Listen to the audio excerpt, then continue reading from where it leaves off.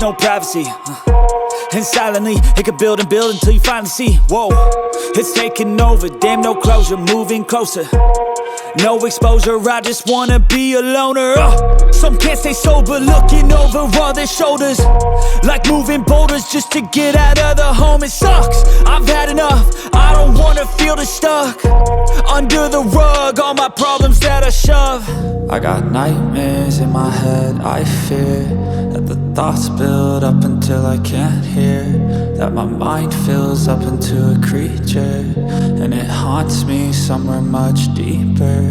I got nightmares in my head, I fear that the thoughts build up until I can't hear, that my mind fills up into a creature, and it haunts me somewhere much deeper.